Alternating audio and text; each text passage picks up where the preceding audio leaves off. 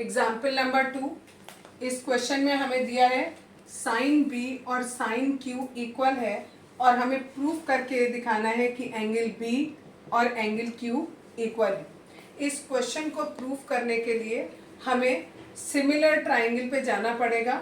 Similar triangles में ये property होती है कि अगर आपके पास कोई भी ये दो ट्राइंगल है, ठीक है, अगर ये दो ट्राइंगल में मैंने एक को माना ए बी सी, एक को माना पी क्यू आर, ठीक है, इनकी जो करस्पॉन्डिंग साइड्स हैं, इसकी साइड ये ली, इसकी साइड ये ली, दूसरे वाले की साइड ये ली, इस वाले की साइड ये ली, पहले वाले की साइड ये ले ली और दूसरे वाले की साइड ये ली। तीनों ट्राइंगल की अलग अलग साइड ले ली। पहले this upon this, this upon this और दिस अपॉन दिस। अगर किन्हीं भी दो ट्राइंगल की तीनों साइड्स को अगर हम ऐसे रेशियो में लिख सकते हैं और ये कह सकते हैं कि इन तीनों का रेशियो बराबर है, इसका मतलब होता है कि ये दोनों के दोनों ट्राइंगल सिमिलर हैं। और अगर ट्राइंगल सिमिलर होते हैं तो उसके जो एंगल्स होते हैं वो आपस में इक्वल होते हैं। ये एंगल इसके बराबर होगा, करस्पॉन्डिंग एंगल उसके इक्वल होते हैं। ये इसके बराबर होगा और ये वाला एंगल इसके बराबर होगा। यही वाला लॉजिक हम इस क्वेश्चन में प्रूफ करेंगे। हमें क्या करना है, इसमें हमें इतना गिवन किया है कि साइन बी और साइन क्यू इक्वल है। हमें प्रूफ ये करना है कि एंगल बी और एंगल क्यू ये दोनों एंगल आपस में इक्वल है। ये दोनों एंगल को हम इक्वल कैसे प्रूफ करेंगे? पहले हम इन दोनों ट्राइंगल की जो तीनों साइड्स हैं उनका रेशियो इक्वल करेंगे। और जब इन दोनों साइड्स की दोनों ट्राइंगल की तीनों साइड्स का रेशियो इक्वल हो जाएगा, इसका मतलब कि ये दोनों ट्राइंगल सिमिलर हैं और अगर ये ट्राइंगल सिमिलर हैं तो इनके करस्पॉन्डिंग एंगल इक्वल हो जाएंगे। ये लॉजिक हमें इस क्वेश्चन में लगाना है, ठीक है। तो अब हम क्या करते हैं, जो इन्होंने गिवन किया है वहां से चलते हैं। साइन बी और साइन क्यू इक्वल दिया है, दो ट्राइंगल अपने आप बना लो, इनमें से एक के लास्ट में बी लिख दो और एक के लास्ट में क्यू लिख दो। यहाँ पर अल्फाबेट आप अपने मन से मान सकते हो, कोई भी मान लो, ठीक है। अब हमें क्या करना है, देखो दिया है साइन बी और साइन क्यू इक्वल है। साइन बी का मतलब होता है परपेंडिकुलर अपॉन हाइपोटेन्यूज। इस वाले ट्राइंगल में अगर हम देखें तो परपेंडिकुलर हुआ हमारा ये ए सी और हाइपोटेन्यूज हुआ ये A B, is equal to इस साइन क्यू वाले में, दूसरे वाले ट्राइंगल में देखेंगे तो इसमें भी परपेंडिकुलर अपॉन हाइपोटेन्यूज यानी P R upon P Q, ठीक।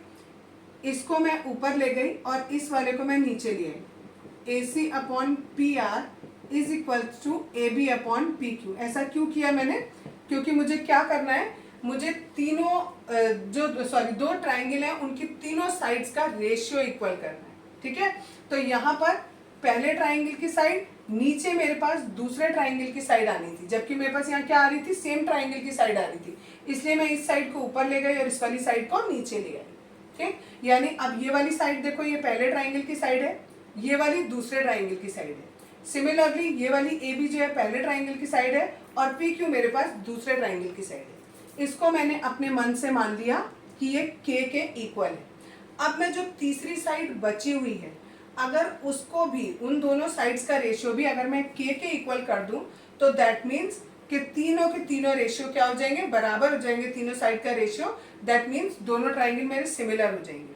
तो उन दोनों को इक्वल करने के लिए मुझे तीसरी साइड निकालनी पड़ेगी। इस ए बी सी इस वाले ट्राइंगल में मेरे पास देखो दो साइड हो चुकी, एक ए बी हो गई, एक ए सी हो गई, एक ए बी हो गई और एक ए सी हो गई। कौन सी साइड बची? B C side. BC side को कैसे निकालेंगे? जैसे बीसी को निकालेंगे ऐसे ही इसमें हम आर क्यू को निकालेंगे। मैं एक बार बीसी आपको अच्छे से समझा रही हूँ कैसे निकलेगी। देखो ये एक राइट ट्राइंगल है तो हाइपोटेन्यूज का स्क्वायर बराबर होगा बाकी दोनों साइड्स के स्क्वायर के सम के। ये वाला हाइपोटेन्यूज, ये बाकी दोनों साइड, ठीक। हमें बीसी चाहिए, हम इसको यहीं रखते हैं। ए बी का स्क्वायर माइनस ए सी का square equal to B C का स्क्वायर, ठीक है। अगर मैं यहाँ से स्क्वायर रूट हटाऊं, यहाँ से स्क्वायर हटाया तो इधर स्क्वायर रूट आ जाएगा, तो यानी BC की वैल्यू किसके बराबर हो गई? स्क्वायर रूट AB का स्क्वायर माइनस AC का स्क्वायर। यही वाली बात अब मैं यहाँ लिखूंगी। BC बराबर मैंने लिखा स्क्वायर रूट के अंदर AB का स्क्वायर माइनस AC का स्क्वायर, ठीक। इसी तरीके से मैं बिल्कुल लिखूंगी RQ। इसमें भी मेरा हो जाएगा पी क्यू का स्क्वायर माइनस पी आर का स्क्वायर। ठीक, अब मुझे क्या निकालना है, इन दोनों का रेशियो निकालना है। रेशियो निकालना है मीन्स डिवाइड करना है, यानी B C upon R Q किया। अब इसको सॉल्व करेंगे। इसको सॉल्व करने के लिए यहाँ पर देखो ये वाला जो कंसेप्ट है, ए सी अपॉन पी आर बराबर है के के।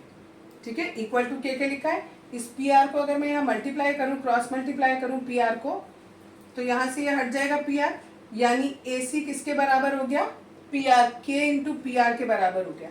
ये वैल्यू मैं यहाँ पर पुट करूँगी। सिमिलरली अगर मैं इतने को देखूँ ये वाला, तो ए भी किसके बराबर हो जाएगा, के पी क्यू के बराबर हो जाएगा। इस पी क्यू को क्रॉस मल्टीप्लाई करके यहाँ लेके अब ए बी का स्क्वायर करना है, यानी इस पूरे का स्क्वायर, यानी के का स्क्वायर और पी क्यू का स्क्वायर माइनस अब ए सी का स्क्वायर, यानी के का स्क्वायर और पी आर का स्क्वायर, और ये सब स्क्वायर रूट के अंदर। और नीचे मेरा जो है उसको एज इट इज रखे रहने दो, उसको चेंज करने की जरूरत नहीं। अब ये जो ऊपर वाला है, इस ऊपर वाले में से के स्क्वायर मेरा कॉमन आ रहा है। अगर मैं इस के स्क्वायर को कॉमन ले लूँ, यहाँ पर ब्रैकेट के अंदर बचेगा पी क्यू का स्क्वायर माइनस पी आर का स्क्वायर, और नीचे भी सेम है पी क्यू का स्क्वायर माइनस पी आर का स्क्वायर। ऊपर वाले में से मेरा एक के बाहर आ रहा है। ठीक है, स्क्वायर है, एक के बाहर आ जाएगा, अंदर बचेगा पी क्यू का स्क्वायर माइनस पी आर का स्क्वायर, और नीचे भी सेम बचेगा पी क्यू का स्क्वायर माइनस पी आर का स्क्वायर। ये आपस में कैंसिल आउट हो जाएंगे, यानी ये भी किसके इक्वल आ गया, के इक्वल आ गया। यानी B C upon R Q मैं किसके इक्वल ले आई, के इक्वल ले आई। ठीक है, क्या हुआ मेरा, B C upon R Q, ये भी मेरा के इक्वल आ गया। ये ऑलरेडी दो साइड के इक्वल थी, ये तीसरी साइड भी के इक्वल आ गई। इसका मतलब हुआ this is equal to this equal to this, तीनों साइड्स का रेशियो इक्वल हो गया। इसका मतलब दोनों ट्राइंगल ए बी सी और दूसरा था पी क्यू आर, ये दोनों के दोनों एक दूसरे के क्या होंगे, सिमिलर होंगे। और अगर ये दोनों ट्राइंगल सिमिलर है तो एंगल बी और एंगल क्यू इक्वल होगा, क्योंकि ये करस्पॉन्डिंग एंगल। अब नेक्स्ट है हमारा trigonometric ratio of some specific angles. अभी तक हमने जो किया उसमें हमने ट्रिग्नोमेट्रिक रेशियोज निकाले, यानी साइन की वैल्यू जैसे परपेंडिकुलर अपॉन हाइपोटेन्यूज होता है, उनकी हमने लेंथ से हमने कैलकुलेट कर ली। अब उन्होंने कहा है अगर हमें कोई पर्टिकुलर एंगल दिया जाए, जैसे ये अगर आपके पास ट्राइंगल है और ये वाले एंगल की वैल्यू हमें दे दी गई, सपोज हमें वो 30 डिग्री दे दी गई, तो हमारी साइन 30 की वैल्यू क्या होगी या हमारी कॉस 30 की वैल्यू क्या होगी, ये चीज़ हमें कैलकुलेट करनी है। ठीक है, इसी तरीके से एंगल अगर बदल दिए जाएंगे तो साइन की, कॉस की, टेन की, जितने भी हमारे ट्रिग्नोमेट्रिक रेशियोज होते हैं इनकी वैल्यूज क्या होगी, ये आपको याद करनी होगी। बट इसको याद करने का एक तरीका होता है, वो मैं बता देती हूँ आपको। अगर हमें साइन 0 की वैल्यू चाहिए, उसके लिए हम क्या करते हैं, ऐसे लिख लो 0/4, इसको सॉल्व करो। अगर 0 के नीचे कोई भी नंबर है तो उसकी वैल्यू 0 ही हुई, और उसका स्क्वायर रूट करोगे तो आंसर भी कितना आएगा, 0 आएगा। ठीक, अगले वाले में हमें करना है 1/4। 1 को स्क्वायर रूट से बाहर निकालेंगे 1 आएगा, 4 को स्क्वायर रूट से बाहर निकालेंगे तो हमारा 2 आएगा। ठीक है, माइनस की वैल्यू यहाँ इसलिए नहीं लेंगे क्योंकि ये जो साइन और कॉस इन सब की वैल्यूज होती है ये साइड्स का रेशियो होता है, और साइड हमारी कभी भी नेगेटिव नहीं होती है। ठीक, नेक्स्ट जो हम निकालेंगे दैट इज 2/4।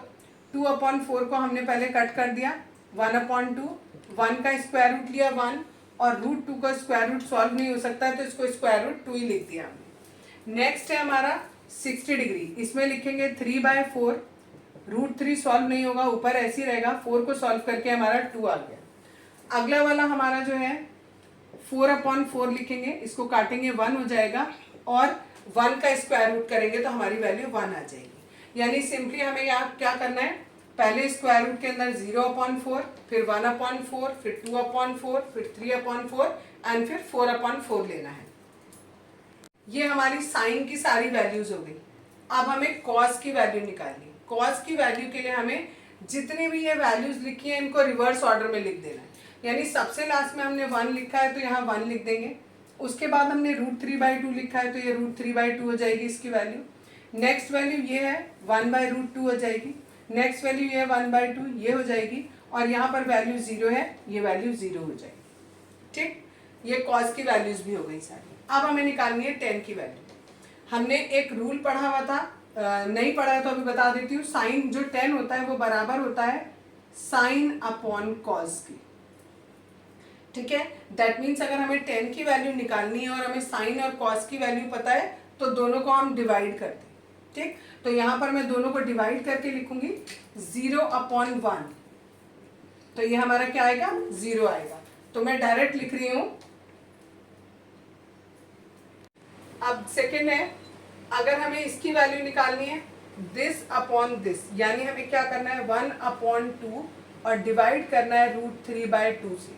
तो देखो ये 2 से 2 कैंसिल हो जाएगा, खाली बचेगा 1/√3। ये वैल्यू हो गई यहाँ पर 1/√3। सिमिलरली जब हम इसको इससे डिवाइड करेंगे 1/√2 1/√2, तो हमारी वैल्यू आ जाएगी 1। इसको जब हम इससे डिवाइड करेंगे तो नीचे का 2 कैंसिल हो जाएगा, खाली वैल्यू बचेगी √3। यहाँ पर है 1/0, ये वैल्यू आ जाएगी इनफाइनाइट। ठीक, जिसको हम एंडलेस हो जाता है, एंडलेस, इसको हम कैलकुलेट नहीं कर सकते। कॉट की वैल्यू निकालनी है तो वापस ये पूरी सारी वैल्यूज को रिवर्स ऑर्डर में लिखेंगे। पहले इनफाइनाइट लिखेंगे, देन √3, देन 1, देन 1/√3 और लास्ट में 0। अब हमें लिखनी है सेक की वैल्यू। सेक बराबर किसके होता है 1/cos के होता है। किसके इक्वल होता है 1/cos के इक्वल होता है। यानी जो भी cos की वैल्यूज हैं उनका रेसिप्रोकल करके लिखो। 1 का रेसिप्रोकल 1 होगा, इसका रेसिप्रोकल करेंगे 2/√3 हो जाएगा, इसका रेसिप्रोकल √2, इसका रेसिप्रोकल 2 और इसका रेसिप्रोकल करेंगे तो नॉट डिफाइंड। ठीक, लास्ट वाला जो कॉसेक ए है उसमें आप दो तरीके से कर सकते हो। साइन की वैल्यू का रेसिप्रोकल होता है, या आप ये कह दो जो आपने ये वैल्यूज लिखी हैं इन सारी वैल्यूज को रिवर्स ऑर्डर में लिख दो। Infinite, 2, √2, 2/√3 and 1। ये सारी वैल्यूज आपको हर समय दिमाग में रखनी है। कोई भी क्वेश्चन कैलकुलेट करना होगा तो बार बार आप ये टेबल बनाओगे नहीं, तो एक बार याद कर लो और उसके बाद क्वेश्चन को सॉल्व करो। एग्जाम्पल नंबर 6 है। Example number 6, in triangle ABC right angled at B।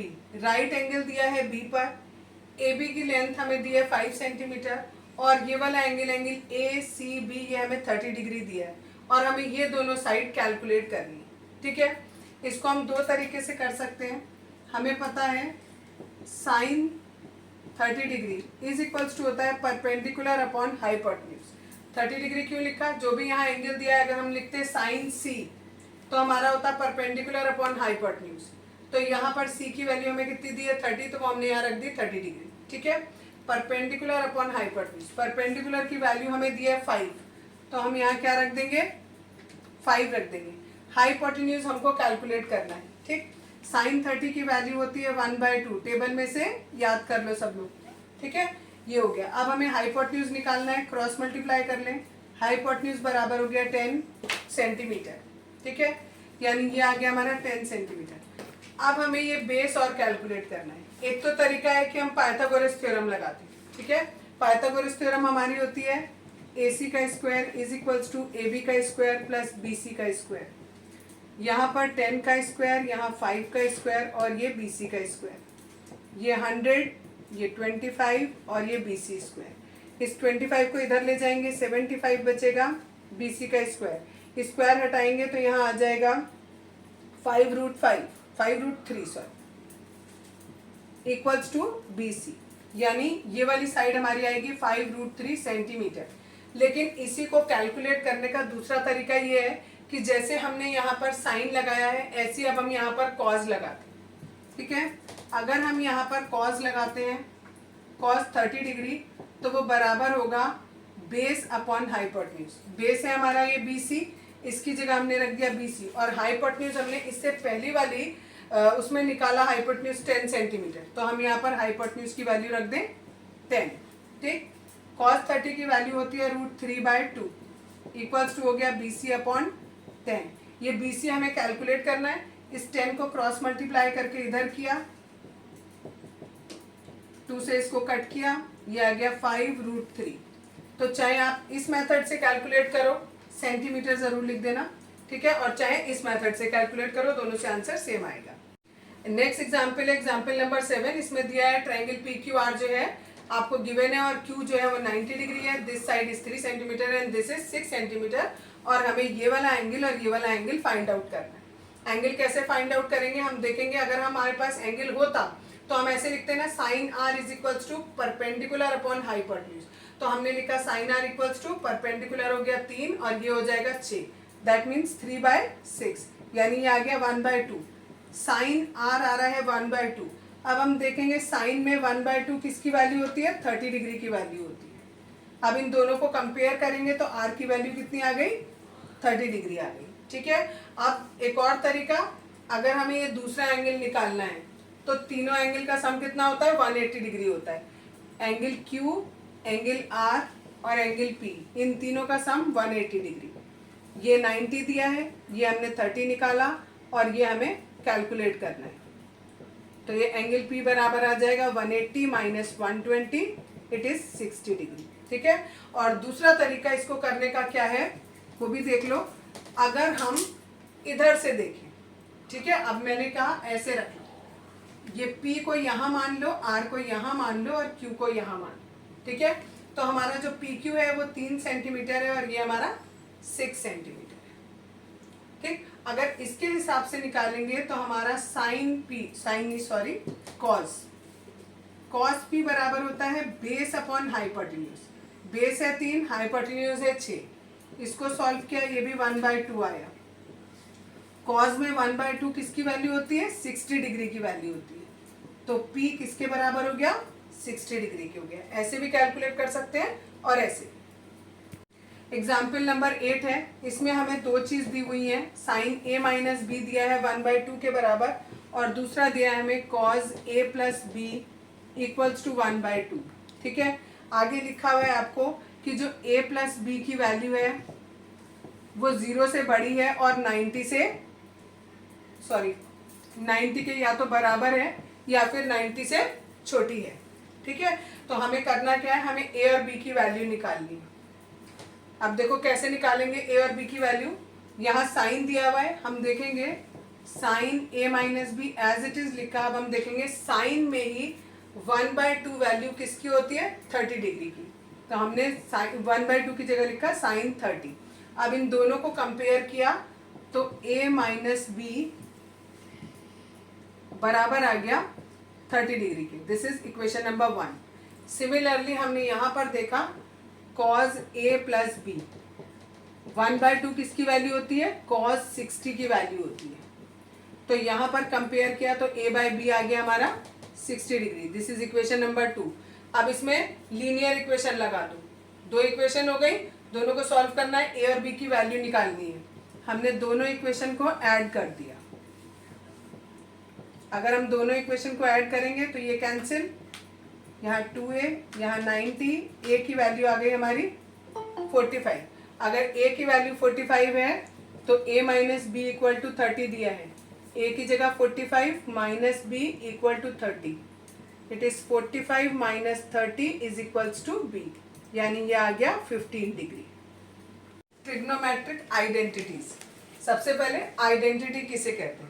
Identity का मतलब होता है कोई एक ऐसा स्टेटमेंट जो हमेशा हर वैल्यू के लिए सही हो, उसे हम कहते हैं आइडेंटिटी, ठीक है। जैसे हम लोगों ने एलजेब्रा में आइडेंटिटी पढ़ी, a प्लस बी इसका whole square equal to a square plus b square plus 2ab। कहीं हमें ये लिखा दिखता है तो हम उसकी जगह ये लिख देते हैं, कहीं ये लिखा दिखाई देता है तो हम इसकी जगह ये लिख देते हैं।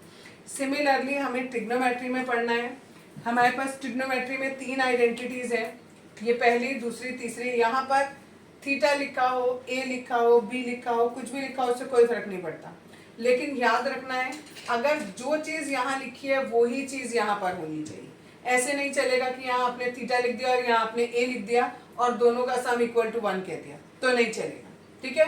तो ये sine square theta plus cos square theta 1 के बराबर होता है। Similarly 1 plus tan square theta sec square A के बराबर होता है, और तीसरा 1 plus cot square A cosec square A के बराबर होता है। कहीं पर भी क्वेश्चन में हमारे पास ये आएगा तो इसकी जगह ये लिख सकते हैं, इसकी जगह ये लिख सकते हैं, इसकी जगह ये और इनकी जगह ये लिख सकते हैं। और भी एक चीज, अगर हमें कहीं 1 आता है, ठीक है, तो जहां हमें क्वेश्चन में जरूरत पड़ेगी 1 की जगह हम sign square theta plus cos square theta भी लिख सकते हैं। और दूसरी आइडेंटिटी से अगर हम 1 की वैल्यू निकालें तो देखो क्या हो जाएगी, अगर इससे हम 1 की वैल्यू निकालते हैं, 1 को यही रखा, टेन स्क्वायर थीटा राइट में ले गए, सेक स्क्वायर पहले से ही था और टेन स्क्वायर और इधर ले आए। यानी जहां कहीं पर हमें क्वेश्चन के अकॉर्डिंग देखेंगे, जहां हमें जरूरत पड़ेगी हम 1 की जगह ये वाली वैल्यू भी रख सकते हैं। और तीसरी आइडेंटिटी से अगर हम देखें तो 1 की वैल्यू हम कॉसेक स्क्वायर ए माइनस कॉट स्क्वायर ए ये भी रख सकते हैं। तो आपको ये भी याद रखनी पड़ेंगी, ठीक है। और एक बात, ये जो तीनों आइडेंटिटीज हैं, ये थीटा या ए कि किसी भी वैल्यू के लिए ये सारे स्टेटमेंट सही होते हैं। एक मैं तुम्हें करके दिखाती हूँ, ठीक है। जस्ट मान लो ये एक ट्राइंगल है, राइट ट्राइंगल है ABC और ये वाला एंगल हमारा थीटा है, ठीक। तो हमारे पास साइन स्क्वायर थीटा हमें ये निकालना है। साइन थीटा किसके बराबर होता है, परपेंडिकुलर अपॉन हाइपोटेन्यूज। तो हमने साइन थीटा की जगह रखा P/H और इसके ऊपर स्क्वायर है तो हमने यहाँ भी स्क्वायर लगा दिया, बीच में प्लस था प्लस कर दिया। अब है कॉस स्क्वायर थीटा, ये बराबर होता है बेस अपॉन हाइपोटेन्यूज के, तो रखा बेस अपॉन हाइपोटेन्यूज और इसका भी स्क्वायर। अब ये मैंने आपकी लेफ्ट साइड ले ली और मैं इसको राइट साइड के इक्वल प्रूफ करके दिखाऊंगी। यहाँ हो गया P square upon H square, यहाँ हो गया B square upon H square, दोनों का एलसीएम लेंगे H स्क्वायर, ऊपर P square plus B square, P square plus B square, यानी परपेंडिकुलर का स्क्वायर और बेस का स्क्वायर किसके बराबर होता है, हाइपोटेन्यूज के स्क्वायर के बराबर होता है पाइथागोरस थ्योरम से।